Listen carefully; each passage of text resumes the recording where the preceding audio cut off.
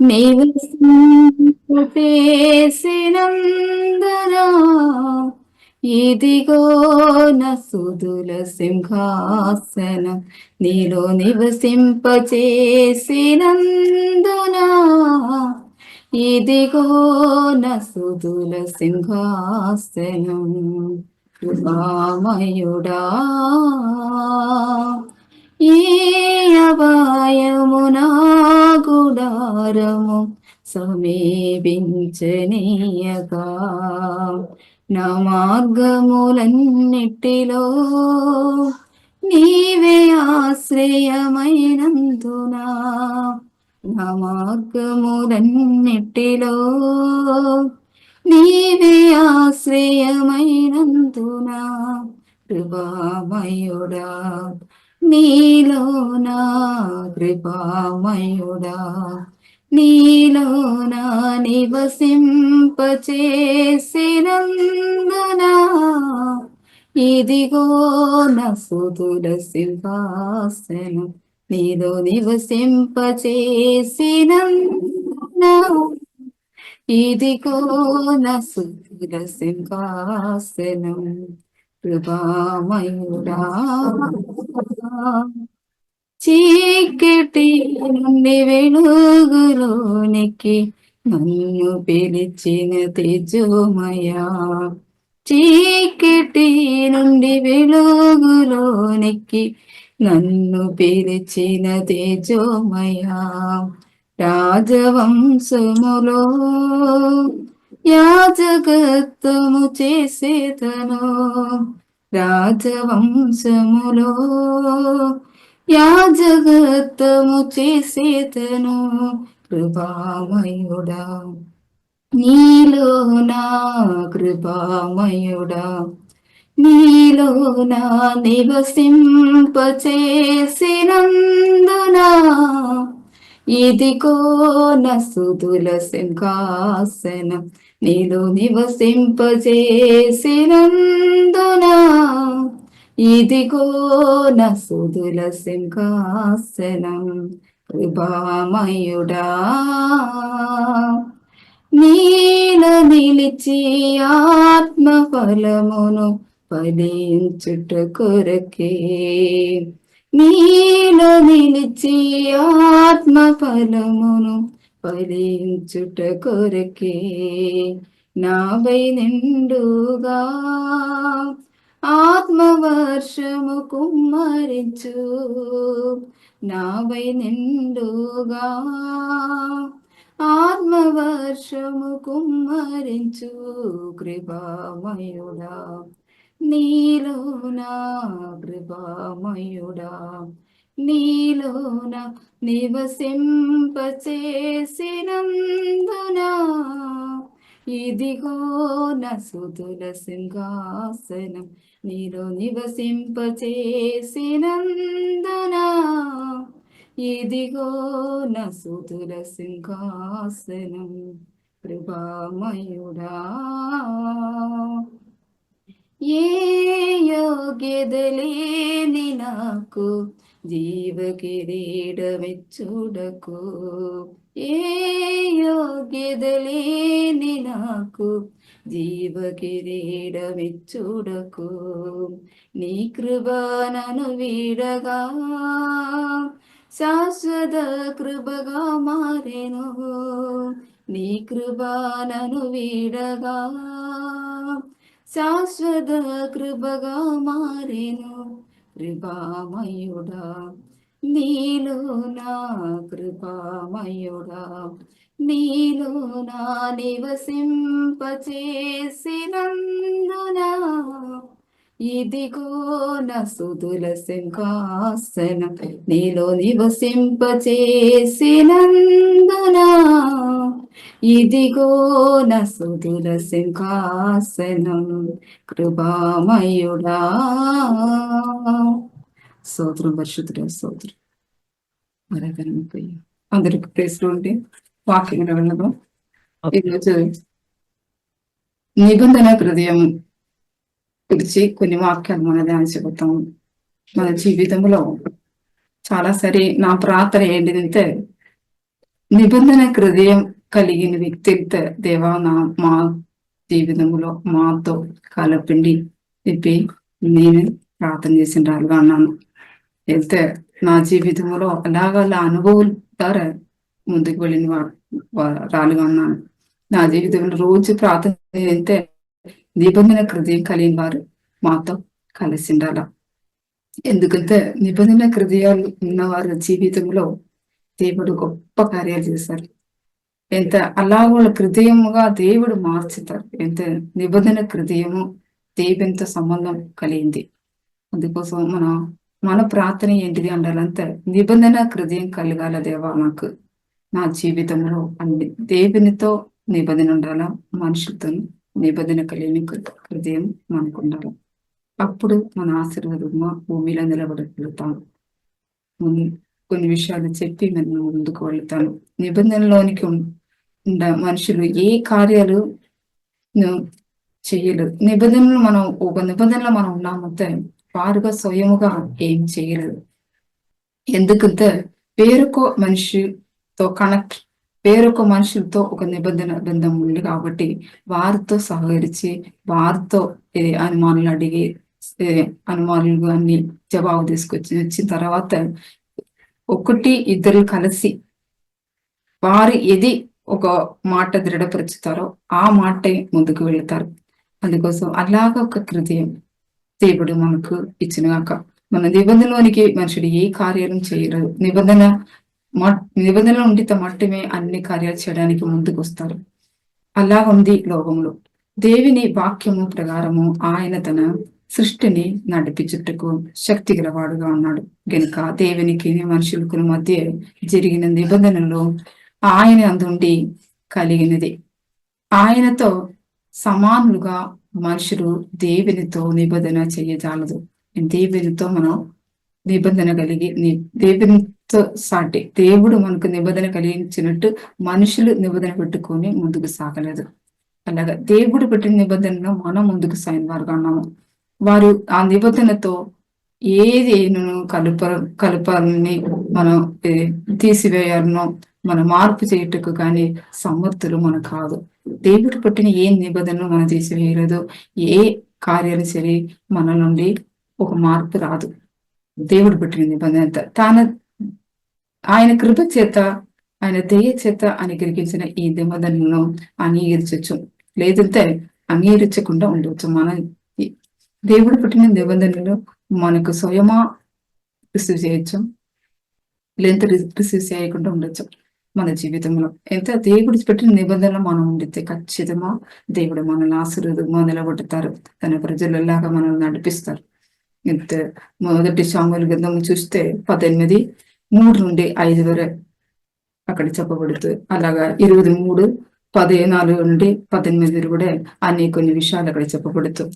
దావీదు తనకు ప్రాణ స్నేహితుడిని భావించుకొని అతనిని ప్రేమించు యోనాదాను అతనితో నిబంధన చేసుకొనెను. యోనాదాను నుంచి దావీదుతో ఒక నిబంధన చేసినట్టు అక్కడ చెప్పబడుతుంది. ఎలాగంటే ఆయన అన్ని యోనాదానుల మరి యోనాదాను తన దుప్పటిని, తన కత్తిని, తన విల్లును, నడి కట్టును తీసి దావీదుకి ఇచ్చాను. దావీదు షౌలును తాను పంపిన చోటునల్లా పోయి సుబుద్ధి కలిగి పని చేసుకొని వచ్చాను కనుక షౌలును అన్నిటిలో నియమించాను. షౌలు అన్నిటి విషయంలో దావీదుకి నియమించాను. జనులు అందరికి దృష్టికి, షౌలు సేవకు దృష్టికి దావీదు అనుకూలుడుగా ఉండేంతే. ఈ నిబంధన బంధం కలిగిన ఒక వ్యక్తులు ఎక్కడ పోయినానో వారు అనుకూలముగా అన్ని కార్యాలు చేసిన వారు అన్నారు. ఇతరులు హృదయాలుగా అనుకూలంగా మాట్లాడడం, చేయడం, వారు ఏది కోరుతారో అది ముందే తెలిసి చేయడం, అలాగా ఒక వ్యక్తిగా మార్చబడతారు నిబంధన హృదయం కలిగిన వారు. నిబంధన హృదయం ఉన్న వ్యక్తి ఎక్కడ పోయి నిలిచిన జరి అక్కడ అందరి దృష్టికి అనుకూలమైనది వారు ఉన్నారు. అన్ని విషయంలో అనుకూలము అన్నారు. నిబంధన హృదయం కలిగిన వారు సుబుద్ధి కలిగి నడిచిన వారుగా అన్నారు. మనకు సుబుద్ధి కలిగి నడుచుకోవాలంటే మనం ఏం చేయాలంటే మన హృదయము దేవునితోనూ మనుషులతోనూ సమాధానము కలిగి ఉండాల. ఫస్ట్ దేవునితో సమాధానం కలిగి ఉండాలా, సెకండ్ మనుషులతో సమాధానం కలిగి ఉండాలా. అప్పుడే నిబంధన నిబంధన సంబంధంలో సమాధానంగా మనం ముందుకు సాగలుగుతాం. అందుకోసం సమాధానం కలిగి ఉండాలి మన జీవితంలో. మన నిబంధన హృదయం కలిగిన వారుగా, మన సుబుద్ధి కలిగి నడిచిన వారుగా ఉండాలంటే మనం ఏం చేయాలంటే సమాధానము మనం కలిగి ఉండాలి. అందరితో మన సమాధాన బంధమును మనం కాపాడుకొని మనం ముందుకు సాగిన వారుగా ఉండాలి. సువార్త ద్వారా తండ్రి అయిన దేవునితో మనము సమాధానము కలిగి ఉన్నాము. కుమారుడైన యేసుక్రీస్తు రక్తము ద్వారా తండ్రితో సమాధానము మనం కలిగి ఉన్నాము. అయితే తండ్రితో మనకు ఒక సమాధానం ఉంది. మన విశ్వాసం ఏంటంటే దేవుడైన తండ్రితో మనకు సమాధానం ఉంది. అలా కుమారుడైన యేసుక్రీస్తు రక్తం ద్వారా తండ్రితో మనకు సమాధానం ఉంది. అలాగా మనం సమాధానమునకు దేవుడై ఉన్నాడు. ఆయన తన సమాధానమును ఇచ్చును, అది లోకమును ఇచ్చినట్టు కాదు. అయితే దేవుడిచ్చిన సమాధానం అయితే లోకం ఇచ్చిన సమాధానం కాదు. అయితే లోకం ఇప్పుడు మనకు సమాధానం కలిగించింది కావచ్చు, అన్న శాశ్వతం కాదు. శాశ్వతము మన ఆ సమాధానం మనం అనుభవించలేదు. శాశ్వతము మన ఆ సమాధానం మనలో నిలబడలేదు. అందుకోసం దేవుడు చెప్పింది ఏంటంటే లోకం ఇచ్చిన సమాధానం శాశ్వతం కాదు, నేను ఇచ్చిన సమాధానము ఎప్పుడు శాశ్వతము నిలిచింది దేవుడు చెప్పింది. అయితే దేవుడు ఫిలిప్పీయులకు రాసిన పత్రిక 4 అధ్యాయము 8-9 వాక్యం కూడా అక్కడ కూడా సమాధానం గురించి చెప్పబడుతూ మనం ఎలాగ సమాధానంతో కొనసాగించగలుగుతాము. ఈ లోకములో చాలా సమస్యలు ఉండొచ్చు, అలా అన్ని విషయంలో సమస్యలో బాధలు అందరూ ముందుకు వెళ్ళిన వారుగా ఉన్నాను. అలా అలాగా ఉన్న సిచ్యువేషన్ మనం ఎలాగ సమాధానంతో దేవుని ఆ సంబంధంలో దేవుని నిబంధనలో మనం నిలబడగలుగుతాము. మనం చూస్తే ఫిలిప్పీయులకు రాసిన పత్రిక 4 అధ్యాయం 8-9 వాక్యం చెప్పి దేని గురించి చింతపడకూడి. మన జీవితంలో చింత ద్వారానే నిబంధన సంబంధం నుండి తెలియపోతాం. ప్రతి విషయంలోనూ ప్రార్థన విజ్ఞాపన చేత కృతజ్ఞత పూర్వముగా మీ విన్నపములను దేవునికి తెలియచేయుడి. మనం ఏం చేయాలంత మన జీవితంలో ఏది జరిగినా దేవునికి తెలియజేసిన వారుగా ఉండాలా. మన జీవిత దేవా ఇది జరిగింది, దీనికి జవాబు దయచేయండి మన చెప్పిన వారుగా ఉండాలా. అప్పుడు సమస్త జ్ఞానానికి మించిన దేవుని సమాధానము యేసుక్రీస్తు వలన మీ హృదయములకును మీ తలంపులకును కావలి ఉండును. చూడండి, మనకు అన్ని విషయాలు దేవుని చేతులిస్తే మనకు మన హృదయములకును తలంపులకు కావలి ఉంటున్నంతే మన సమాధానం, దేవుని సమాధానం. దేని గురించి చింతపడకుడి, సమస్త విషయములను ప్రార్థన విజ్ఞాపనలను తన విన్నపములను దేవుని చేత అప్పగించాలన్నమా. సమస్త విషయములను ప్రార్థన విజ్ఞాపనతో దేవునికి సమర్పించాలి మన జీవితంలో. అయితే అన్ని విషయాలు దేవుని కృతజ్ఞపూర్వమా విన్నపములు దేవునికి తెలియపరిచారు. అయితే దేవుడు ఏది చేసినానో మనకు మంచిదే చేశాడు. మేలెల్లాగా ఏ కీడు దేవుడు చేయడు. ఇంత మన జీవితంలో అన్ని విషయంలో కృతజ్ఞత పూర్వముగా అన్ని కార్యాలు మనం చేసిన వారుగా ఉండాలి. చాలా మంది కృతజ్ఞత కలిగిన వారుగా లేదే, దేవుని నుండి అన్ని పొందుకున్నారు అన్న ఏ కృతజ్ఞత మాట కూడా చెప్పకూడదు. దేవుని నుండి అన్ని కార్యాలు మనం పొందుకోవాలా, తర్వాత మర్చిపోతారు. దేవుడు అది చేశారు ఇది చేశారు, నేను ఇది ఆలోచన రాదు. సాతాను అలాగా చేశాడు. అయితే దేవుడు ఎప్పుడు చేసింది ఇప్పుడు ఇచ్చిన జ్ఞాపకం వస్తుంది, ఇంకా చేయమని కార్యాలే జ్ఞాపకం వస్తుంది. చేసిన కార్యాలు అన్ని మర్చిపోతారు. అందుకోసం మనం కృతజ్ఞత కలిగిన ఒక హృదయం మనకు అవసరం. అప్పుడు మన సమాధానంతో ముందు సాగలుగుతాం. యేసుక్రీస్తు వలన మీ హృదయములకు మీ తలములకు కావలి ఉంటుంది. మన అన్ని విషయాలు దేవుని సమర్పించి కృతజ్ఞతతో దేవా ఈ కార్యం నాకు చేసినకి వందనాలయ్యా, ఇంకా నా కార్యాలు నాకు చేయబోయినకి వందనాలయ్యా దేవి మనం ముందుకు వెళ్ళాలా మన జీవితంలో. ఎంత యేసుక్రీస్తు వలన మన హృదయములను తలంపులను సమాధానము కలుగుతుంది. ఎంత యేసుక్రీస్తు ద్వారానే మన హృదయం తలంపులను సమాధానం కలుగుతుంది. దేవుని సమాధానం మన తోడుగా ఉండాలంటే మనము దేవుని గురించి ఏమి విని నేర్చుకొని అంగీకరిస్తామో, దాన్ని ఏది చూస్తామో దాన్ని చేసిన వారుగా ఉండాలి మన జీవితంలో. మన జీవితంలో సమాధానం అనుభవించాలి. దేవుని తోడు మనకు అవసరం అంతే. మనం ఏం చేయాలంటే మనం ఏది వింటుమో, ఏది అంగీకరించటమో, ఏది చూస్తామో అది అన్ని మనం చేసిన వారుగా ఉండాలి. చేసిన వారుగా ఉండితే ఖచ్చితంగా దేవుని సమాధానము మనకు తోడుగా వచ్చును. అన్ని విషయంలో ఎక్కడ వెళ్ళినాను ఏం చేసినాను దేవుని సమాధానం మనకు తోడుగా ఉంటుంది. దేవుని గురించి వినడం మన విశ్వాసం పెరుగుతుంది. రోజు దేవుని గురించి మనం వినడం, దేవుని వాక్యం వినడం రోజు మనం వింటే ఖచ్చితంగా మన విశ్వాసం రోజు పెరుగుతుంది. అలాగే దాన్ని ఎదుగుతాం. మనం రోజు మన ఆత్మలు ఎదుగుతాము. మనము దేవుని విశ్వాసం ఉంచుతామా, అది మనకు జరుగుతుంది. దేనిలో మనం విశ్వాసం ఉంచుతాము, ఏ వాక్యంలో మనం విశ్వాసం ఉంచుతాము, అది మన జీవితంలో జరుగుతుంది. దేవుని వాగ్దానం మీద విశ్వాసం ఉంచితే మనకు దేవుని సమాధానంతో బ్రతుకుతాం. ఎంత దేవుడిచ్చిన వాగ్దానములు ఎప్పుడునూ తొలగిపోదు, ఇప్పుడు శాశ్వతంగా ఉంది. ఎంత ఆ వాగ్దానంలో మనం విశ్వాసం ఉంచితే ఖచ్చితంగా సమాధానంగా మనం ఉండగలుగుతాము, బ్రతకగలుగుతాము.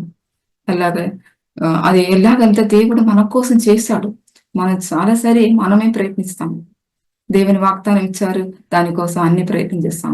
ఆ వాగ్దానం మన జీవితం జరగడానికి, అలా జరిగితే మంచిది, ఇల్లు జరిగితే మంచిది చెప్పి దేవుడు అలా చేస్తాడు, ఇలా చేస్తాడు చెప్పి మనమే అనుమానం పెట్టుకొని మనం ముందుకు వెళ్ళిన వారుగా ఉన్నాము. మన జీవితంలో అలా ఉండకుండా ఎంత దేవుడు ఏం చెప్పారో అది ఖచ్చితంగా వారు చేశారు. దానికోసం మన ప్రయత్నాలు పెట్టుకోవడం, మన మాటలు దానితో ఆడ్ చేయడం అది కాదు. అయితే మన జీవితంలో దేవుడు ఒకటి చేశాడు, చేసిన దాన్ని మన జీవితంలో బయలుపరుచుతాడు.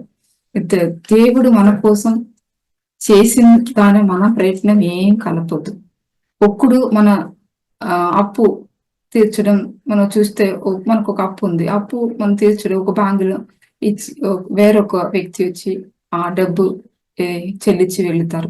అలా ఉన్నప్పుడు మన జీవితంలో తర్వాత అప్పు తీర్చడానికి, ఆ అప్పు తీర్చపడానికి మనం ఏం బాధపడడం, కష్టపడడం వద్దు. అలాగుంది దేవుని సన్నిధిలో మనం ఎంత మన జీవితంలో దేవుని అన్ని చేశాడు, అన్ని చేసిన తర్వాతనే మనల్ని పిలిచాడు దేవుడు, ఇంత మనల్ని నిలబెట్టాడు. ఇది అనుభవించాలని, అన్ని చేశాను, ఆశీర్వాదాలన్నీ నువ్వు అనుభవించాలని చెప్పి ఆయన పిలిచారు. అందుకోసం మన ప్రయత్నం కాదు, మనం దేవుడు చెప్పిన వాగ్దానం పైన మన ప్రయత్నం చేయడం, మనం మాట్లాడడం, ఎంత మన జీవితంలో అన్ని తలంపులతో అన్ని సాధించని మనం అనుకున్నాము. మన తప్పు. ఎంత మన జీవితంలో దేవుని చేతిలో మనం ఉన్నాము. మన ప్రయత్నము, మన మాటల ద్వారా, మన క్రియల ద్వారా మన ఏ వాగ్దానమును మనం అనుభవించలేదు, పొందలేదు. మన జీవితం దేవుని సన్నిధిలో నేను సంతోషముగా సుధించిన వారుగా ఉండాలి. మన జీవితంలో ఏం చేయాలంటే దేవుడు అన్ని నా కోసం ఇప్పుడు చేశాడు, నా అప్పులన్నీ ఆయన తీర్చారు. తీర్చింది కాబట్టి తర్వాత నేను అప్పుల గురించి బాధపడాలని ఆలోచన చేయడానికి నాకు అవసరం కాదు. ఎంత మన జీవితంలో ఆ అప్పుల గురించి నేను బాధపడుకొని, నా హృదయం నొప్పించుకొని, సంతోషపడకుండా, దేవునికి శుద్ధించకుండా మనం ముందు సాగడం అది సరికాదు.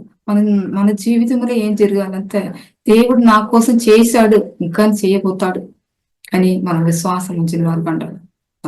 అలాగున్న జీవితంలో శాంతి సమాధానం వారి ఆత్మలో అనుభవిస్తారు. అలా మన శాంతి సమాధానంతో మనం ముందుకు సాయం కలిగిన వారు కంటారా. అన్ని సిలువలో దేవుడు చేశాడు, అది నేను పొందుకొని అనుభవించాలా, సమాధానముగా బ్రతకాల, అది దేవుని ఉద్దేశంగా ఉంది. దానికి సిలువలో అన్ని చేసింది మనం విశ్వసించాలి. మన చాలాసారి మన మనసు నూతనపరచబడలేని మనసు విశ్వాసంలో ఆ దేవుని చెప్పిన మాటల వాగ్దానంలో విశ్వాసం తగ్గిపోతుంది. మనం ప్రయత్నం చేస్తాము, చాలా మాటల ద్వారా, చింతల ద్వారా అన్ని ప్రయత్నం చేసిన వారుగా ఉన్నాము. చాలా వ్యక్తిని చూస్తే అలాగనే ఉన్నారు. వారు చెబితే నా సక్రియ చేశాను, నా మేలు చేశాను, అది చేసింది కాబట్టి నాకు ఈ దేవుని వాగ్దానం నాకు దేవుడు అనిపించాడు, వచ్చింది కాబట్టి నేను అనుభవిస్తాను అని చెప్తారు. అలాగా ఉండకుండా మన జీవితంలో మన సామర్థ్యము, మన ఏ క్రియల్లో కాదు దేవుని వాగ్దానం మనం అనుభవించడు. దేవుడి వాగ్దానం చేసిన దేవుడు నమ్మదగిన దేవుడు. అది ఖచ్చితంగా ఎన్ని కాలాలైన దినాలైనా మనల్ని నెరవేర్చిన దేవుడుగా అన్నాడు. అందుకోసం ఆయన వైపు మనం చూడాలి, ఆయనలో విశ్వసించాలి. కీర్తన 55 అధ్యాయం 22 వాక్యంలో అక్కడొకటే కొన్ని వాక్యాలు చెప్పబడుతుంది.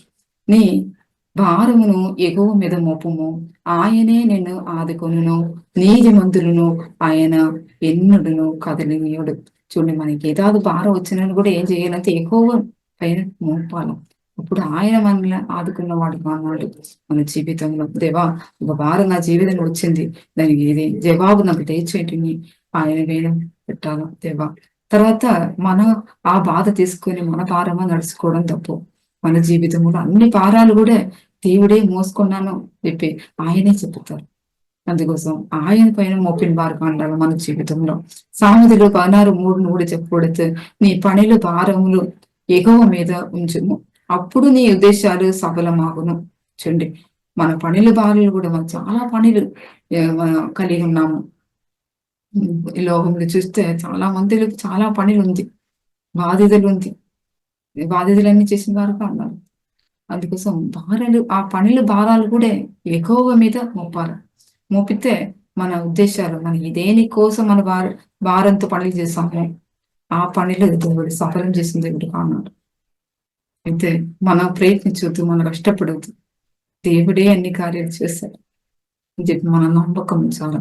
దేవా నా ఈ పనులు మీసని సమర్పిస్తాను, మార్నింగ్ లేచినప్పుడు తెల్లారి లేచినప్పుడు నా పనులన్నీ మీసని సమర్పిస్తానని చెప్పి మనం ముందుకు సాగితే, దేవా నన్ను బలపరచండి, ఈ రోజు జ్ఞానంతో కృపతో నన్ను నడిపించమని చెప్పి మనం ప్రార్థన చేస్తే ఖచ్చితంగా దేవుడు అన్ని విషయంలో మనల్ని జయంతో ముందుకు సాగడానికి సహాయం చేస్తాడు.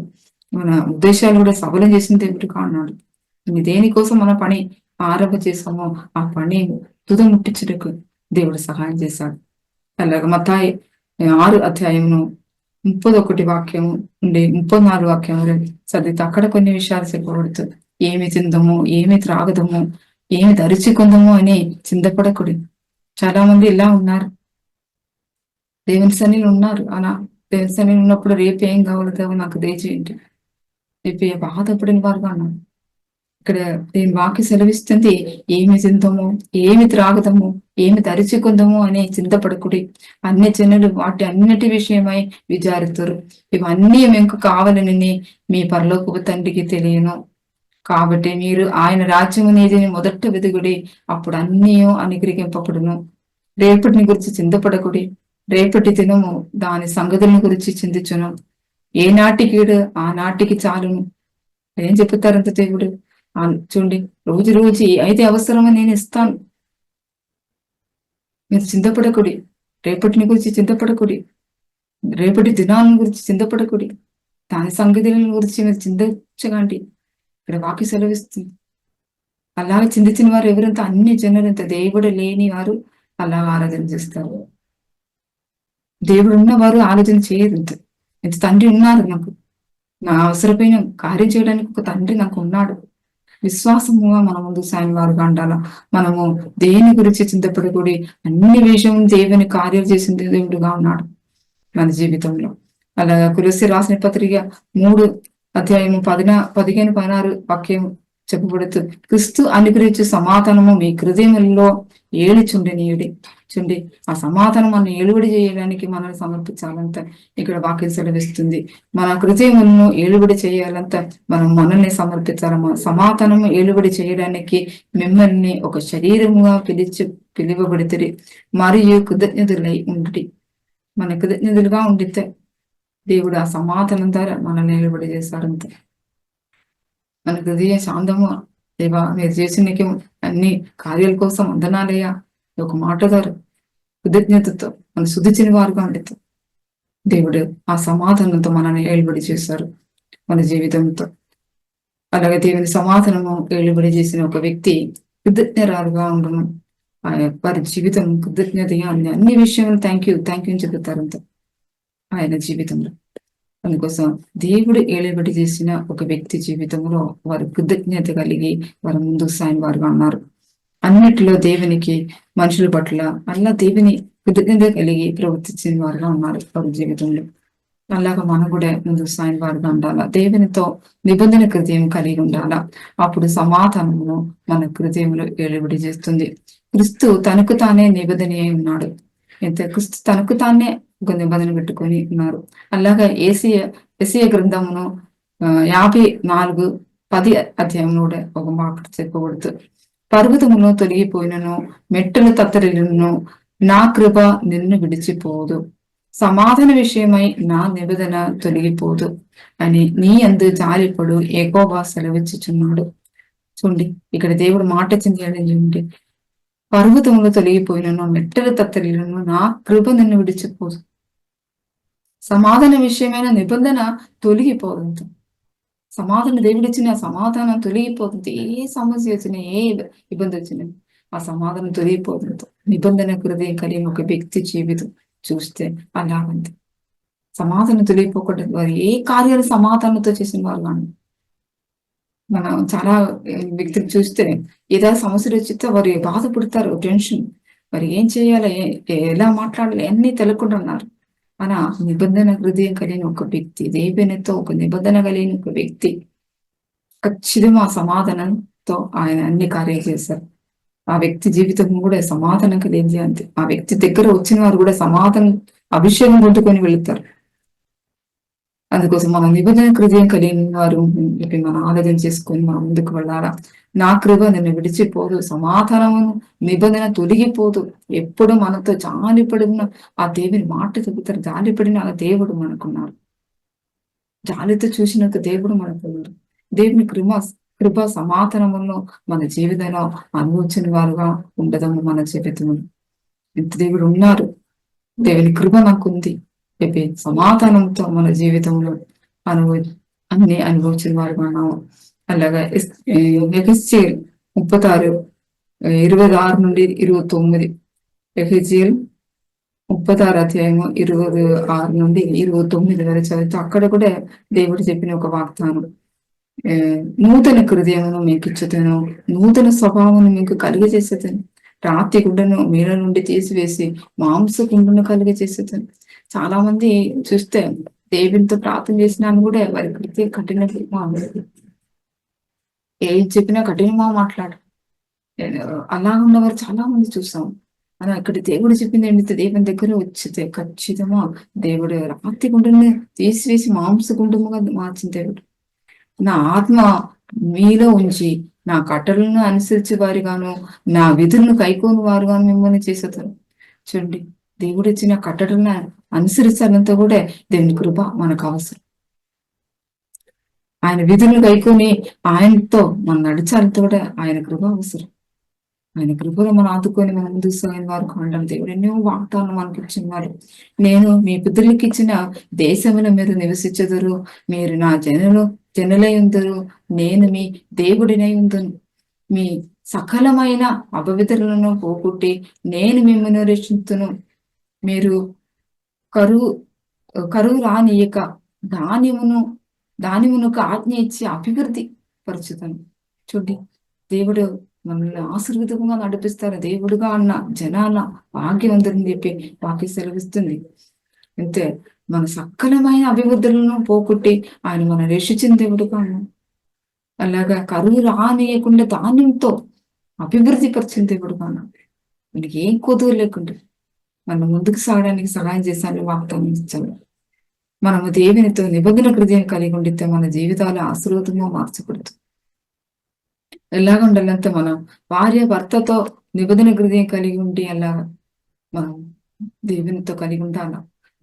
యజమానితో పనివాడు నిబంధన హృదయం కలిగి ఉండినలాగా మన జీవితంలో నిబంధన హృదయం కలిగి ఉండాలి. పిల్లలు తల్లిదండ్రులతో నిబంధన హృదయం కలిగి ఉండితే అలాగా మన జీవితంలో ఉండాలి. మన జీవితం ఏ సమస్య వచ్చినా దేవునితో విడిచిపెట్టకూడదు. దేవా మీరే ఉన్నారు, ఆదుకున్న వారుగా మనం ఉంటాం. మన జీవితంలో దేవుడు అన్ని విషయంలో ఆశీర్వాదం అనుభవించుకొని ముందు సహాయం చెప్పి దేవుడు మనల్ని పిలిచారు, నిలబెట్టారు. సకల విధమైన అభివృద్ధుల్లో మనం వచ్చినాను కూడా అన్ని తీసివేసి మనల్ని రక్షించి మనం నడిపిస్తాను వాగ్దానం ఇచ్చిన దేవుడు. ఇంకో చిన్న పాప వచ్చినాను కూడా మన దేవునితో చెప్పితే ఖచ్చితంగా ఆ పాపం తీసివేసి మనల్ని పరిశుద్ధపరుస్తారు. చాలా మంది చిన్న పాప వస్తే వారి హృదయ కఠినపరుచుకొని వారి వెనుకపోతారు, దేవుని సన్ని నిలబడలేదు. అలా ఉండవద్ద దేవుడు చూడలేదు. ఎంత దేవుడు చెప్పింది ఏంటి, చిన్న పాప వచ్చినా నా దగ్గర రండి, నేను పరిశుద్ధపరుస్తాను. అందుకోసం మన నిబంధన హృదయం కలిగిన ఒక వ్యక్తి జీవితంలో దేవుడు గొప్పగా ఆశీర్వాదంతో నింపి నడిపిస్తాడు. ఆయన ఆశీర్వదించిన దేవుడు. అలాగే సకల విధమైన అభివృద్ధులను మనలను పోగొట్టి రక్షించి నడిపించిన దేవుడుగా ఉన్నాడు. అలాగే నోవాహు దేవునితో నిబంధన బంధము కలిగి ఉన్నాడు. నోవాహు జీవితం కూడా ఆదికాండము 6 అధ్యాయం 18 నుండి చెప్పబడుతుంది అక్కడ. అలాగే 9 అధ్యాయం 8 నుండి 11 వరకు అక్కడ చదివి చూస్తే అక్కడ నోవాహు కూడా దేవునితో సంబంధం కలిగిన వాడుగా అన్నాడు. దేవుని ధనుస్సు అని ఆ నిబంధనకు గుర్తు పెట్టుకున్నారు దేవుడు. నోవాహు అడిగినన్ని విషయంలో ఒక నిబంధన పెట్టుకుని నోవాహుతో నడిపించిన దేవుడుగా ఉన్నాడు. ఆ నోవాహు ఆ దేవుని నిబంధనకి విధేయత చూపిన వాడుగాను, దేవుని మాటకి ఆయన విధేయత చూపిన వాడుగాను ముందుకు సాగాడు.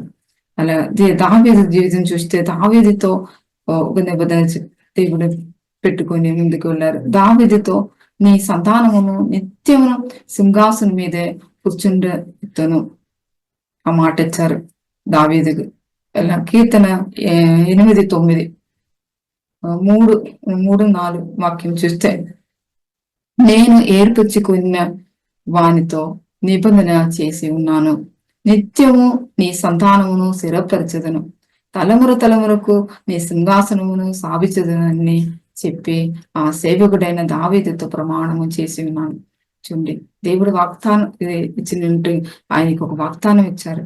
ఎంతో ఒక నిబంధన పెట్టారు. నిబంధన పెట్టిన తర్వాతనే వాగ్దానం ఇచ్చి మనం ముందుకు సాగుతారు. ప్రమాణం చేశారు అంత దావీదుతో. ప్రమాణం చేసి ముందుకు సాగడానికి ఆయన సహాయం చేశారు. ఈ మాటలు ఈ దావీదు ఇచ్చిన ఈ వాగ్దానము వాడు యేసు క్రీస్తునందు నెరవేర్చబడింది. మనం చూస్తూ యేసుక్రీస్తు తన యొక్క రక్తము ద్వారా ఒక శ్రేష్టమైన నిబంధన స్థాపించాను. కొత్త నిబంధన రక్తమును ఆయన సమర్పించాను. ఆయన రక్తం సమర్పించి నిబంధన చేశారు. తర్వాత చూస్తే ఎట్లే ఒకేను మేకలు ఒకేను రక్తము పాపములను తీసివేయ చాలదు అని యేసు ప్రభు రుజువు చేశాడు. ఆయన జీవితంలో ఆయన రక్తం స్వయంత రక్తం చిందించాడు నిబంధన. ఆ రక్తం ద్వారానే మనం కూడా నిలబడతాము. యేసు రక్తం ద్వారా వీళ్ళు ఒకేను మేకలకు రక్తం చాలా మంది పాపాలు పోగొట్టుకుని ఇశ్రాయేలు జనాలు ముందుకు సాగారు. కానీ యేసు ప్రభు ఒకేసారి ఆయన రక్తం చిందించి నిబంధన చేసుకొని మనల్ని ఆదుకుని నడిపించిన దేవుడు కాన్నాడు. అలాగా మత్తాయి సువార్త 26:28 వాక్యంలో కూడా అది ఆ మాట చెప్పబడుతుంది. అలా కొత్త నిబంధనకు క్రీస్తు మధ్యవర్తిగా ఉన్నాడు. క్రీస్తు యొక్క నిబంధన నిత్యమైన నిబంధన. అది ఎప్పుడు తొలగిపోదు, ఎప్పుడు స్థిరంగా నిలబడుతూ. ఫిబ్రవరి రాసిన పత్రిక 13:20-21 చదివితే అక్కడ చెప్పబడుతూ నిత్యమైన ఒక నిబంధన యేసుక్రీస్తు స్థాపించాడు.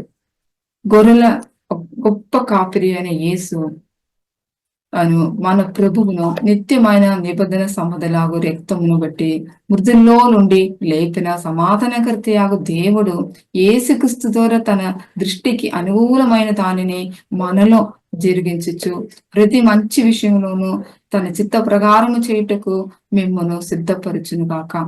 ఇక్కడ చెప్పింది దేవుడు మనల్ని ఎందుకోసం సిద్ధపరుచుతాడంటే మంచి విషయంలో తన చిత్త ప్రకారము మనం చేయాలని, ఆయన దృష్టికి అనుకూలమైన దాన్ని మనం చేసుకొని మనం ముందుకు వెళ్ళాలని ఆయన నిబంధన పెట్టుకొని మనల్ని నడిపిస్తారు. అలాగా యెషయా గ్రంథమును 42:5-7 చదివి ముగిస్తాను. ఆకాశమును సృష్టించి వాటిని విశాలపరిచి భూమిని అందులో పుట్టిన సమస్తమును పరిచి వారికి జీవాత్మను ఇచ్చును. దేవుడే అయిన యెహోవా ఇలాగ సెలవిచ్చున్నాడు.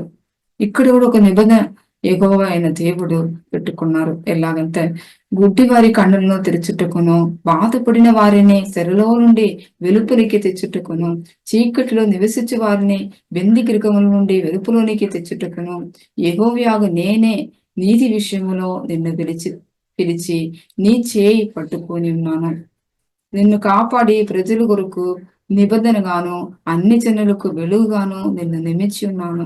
మనల గురించి చెప్పింది నిబంధన వాక్యం ఇక్కడ చెప్పబడదు. ఎందుకోసం మనల్ని ఎన్నుకున్నారంటే గుడ్డివారి కన్నులు తెరవాలంటే సాతాను అందరితో గుడ్డివారుగా చేస్తున్నారు.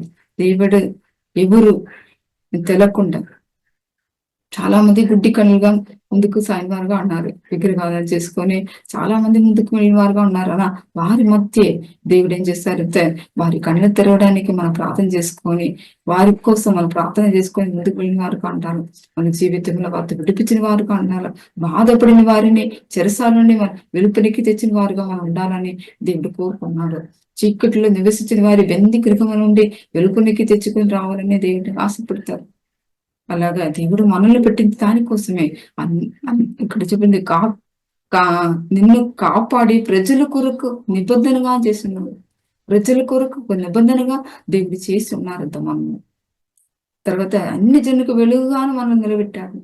మన ఒక వెలుగంత వారి మధ్య ఒక నిబంధన చేశారు. ఇలా మన కోసం మనం అలా ఉండాలని చెప్పి ఒక నిబంధన చేసుకొని మనల్ని ముందుకు సాగడానికి సహాయం చేశారు.